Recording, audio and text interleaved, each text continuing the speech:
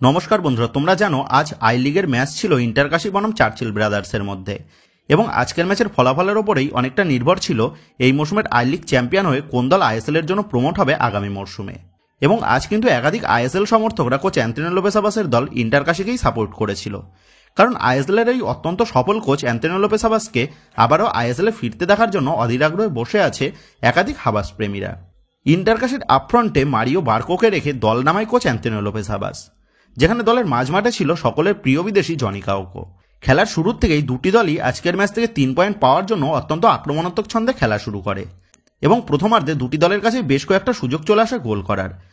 বিশেষ করে ইন্টারকাশির উইঙ্গার প্রশান্তের কাছে কিন্তু একটা দুর্দান্ত সুযোগ চলে আসে গোল করার, এবং ওই গোলটা যদি প্রশান্ত করতে পারতো তাহলে কিন্তু শুরুর দিকেই ইন্টারকাশি তারা 1-0 গোলে লিড নিয়ে নিতে পারতো।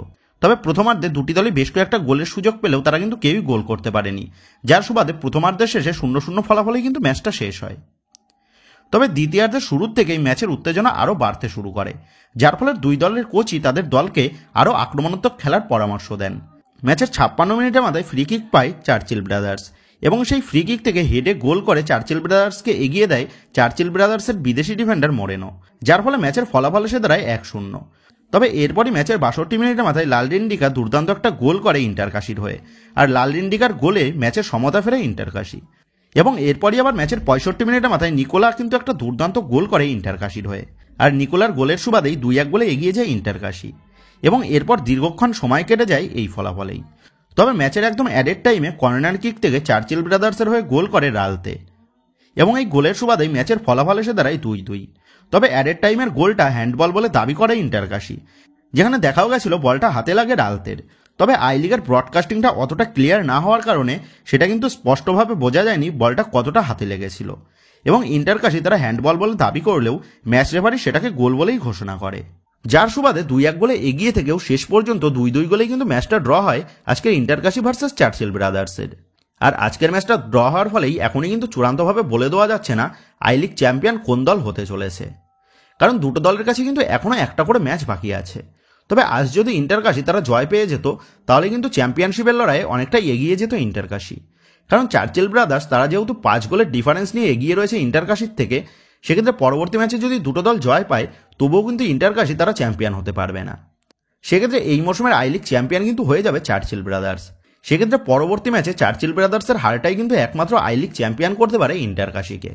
সেহেতু এখন এটাই দেখার বিষয় হবে এই মৌসুমের আই লিগ চ্যাম্পিয়ন কোন দল হয়। তবে চার্চিল ব্রাদার্সের পাল্লা কিন্তু অনেকটাই ভারী রয়েছে ইন্টারকাশির থেকে। তো বন্ধুরা, তোমাদের মতে ইন্টারকাশি তারা কি পারবে এই মৌসুমের আই লিগ চ্যাম্পিয়ন হয়ে পরবর্তী মৌসুমের জন্য আইএসএল এ প্রমোট হতে?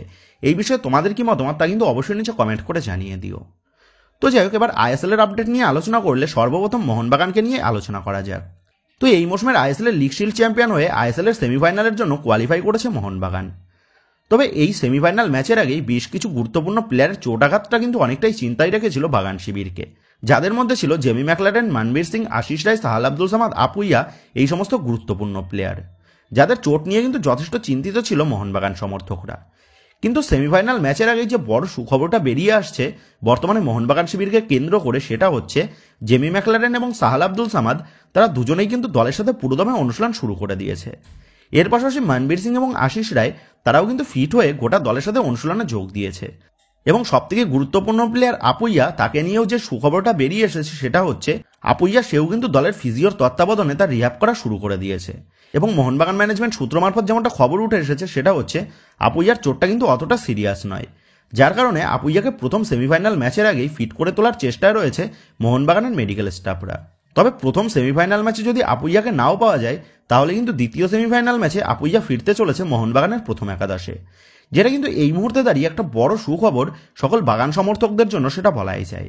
কারণ মোহনবাগান দলের এই সমস্ত গুরুত্বপূর্ণ প্লেয়াররা যদি প্লেইং 11-এ ফেরে তাহলে কিন্তু মোহনবাগান দল তারা সেমিফাইনাল ম্যাচে অনেকটাই এগিয়ে থেকে শুরু করতে চলেছে বিপক্ষ দলের তুলনায়।